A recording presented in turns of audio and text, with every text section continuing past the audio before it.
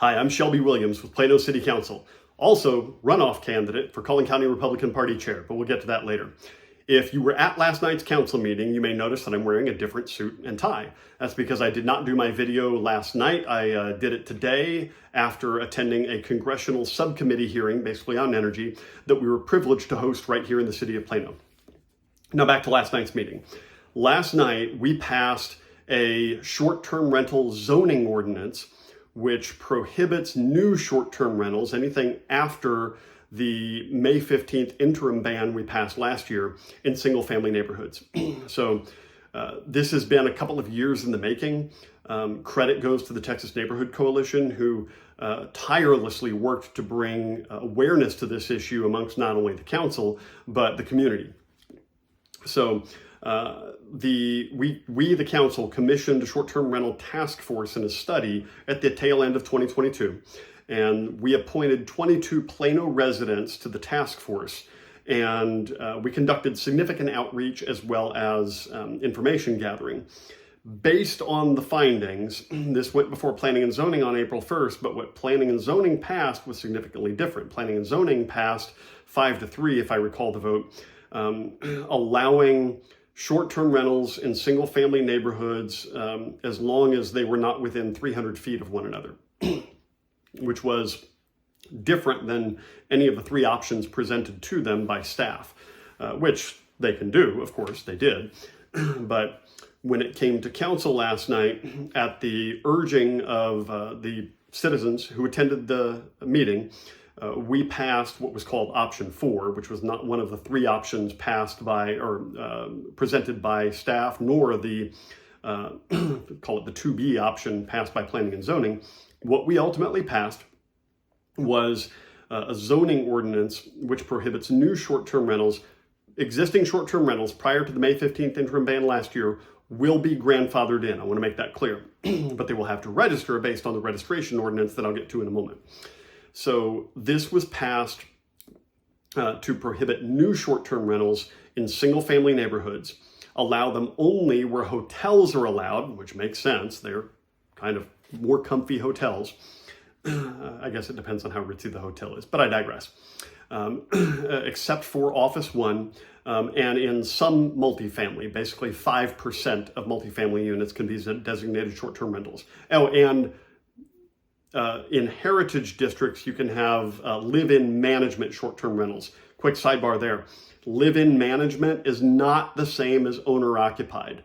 Owner-occupied, we think of as a traditional bed and breakfast where people actually live there and they have an extra room or rooms or a guest house that they rent out to renters on a short-term basis. The definition of live-in management doesn't require that the owner be there or even live there. It just requires somebody be there overnight. And as was presented to Planning and Zoning, this could mean that if a house has a backyard cottage or a guest house, the live-in management could occupy the guest house. It just has to be somebody designated on the registration. They could occupy the guest house, leaving the main house completely open to the renters, maybe even a party house. The only stipulation is that they have to be there overnight, but there's no definition for that. And of course, there's no way to verify that or enforce it. So what we ultimately passed did away with that designation, other than in heritage districts, has to have live-in management. But for heritage districts, I think it would more naturally be inclined to be traditional bed and breakfasts anyway, just by their very nature. But they don't have to be. So the short-term rental task force, which we convened at the tail end of 2022, 22 Plano citizens were appointed to this, both proponents of eliminating STRs, short-term rentals, in single-family neighborhoods, and proponents and owners of STRs, made up this task force. And the task force conducted, with staff's assistance, conducted significant outreach and did significant data gathering.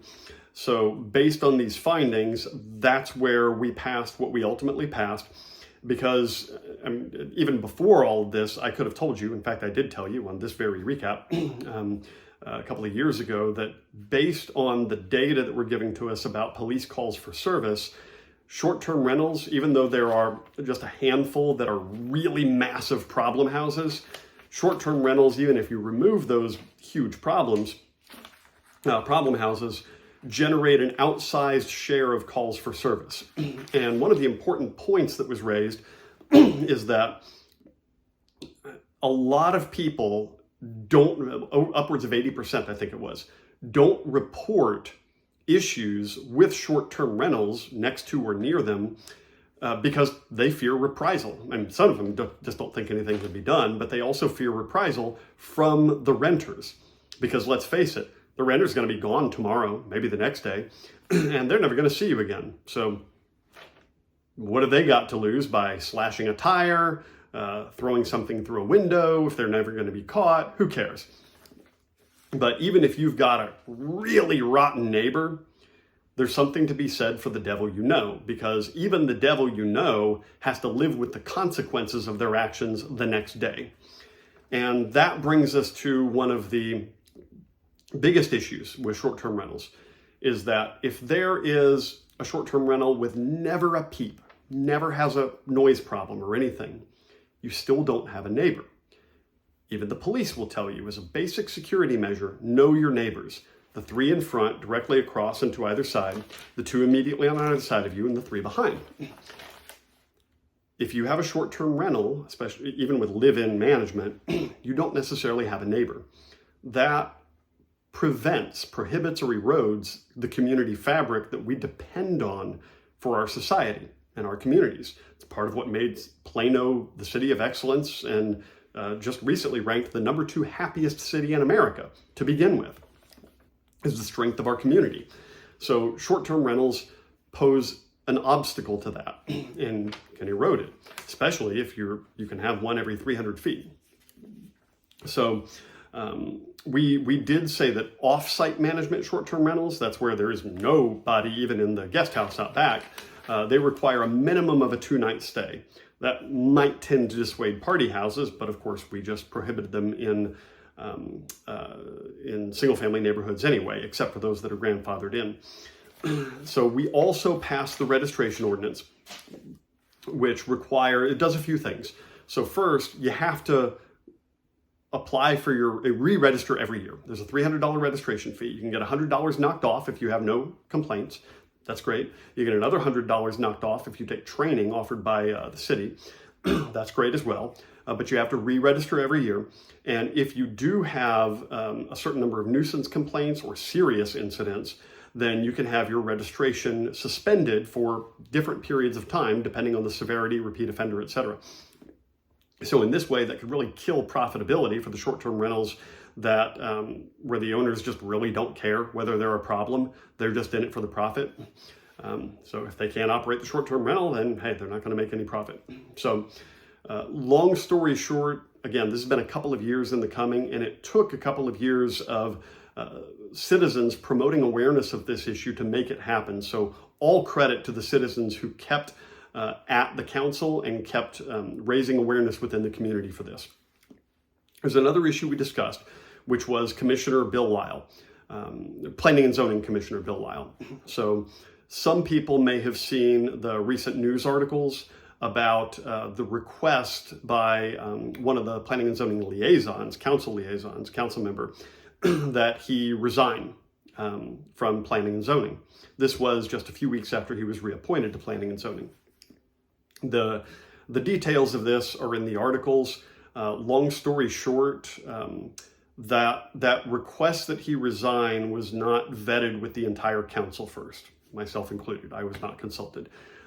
We had an open meeting followed by executive meeting last night where we discussed what to do about the whole situation.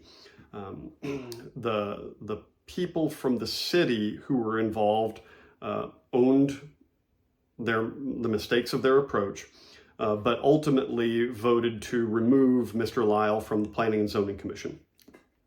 2 of us, myself included, and Councilman Riccadelli, voted not to remove him, but to basically put guardrails in place. As I put it, I even offered a compromise of some kind of censure or something like it to say, look, we don't agree with how you, Mr. Lyle, have handled things, but we also don't agree with how the city has handled things. And I wanted to reset the city's position to say, okay, if you go outside the guardrails, then we will go through the proper process in the broad light of day with the full council consulted to consider removing you. This was ultimately rejected, and the vote was taken ultimately removing Mr. Lyle from the Planning and Zoning Commission. So that was, sorry to end on that note, but that was our council meeting last night. It was a very long meeting. I think we had 87 people sign up to speak across, between both of the short-term rental topics. And some of them didn't make it to the end, but hey, it was a very long meeting. I'm Shelby Williams with Plano City Council and runoff candidate for Collin County Republican Party Chair. I'll see you soon.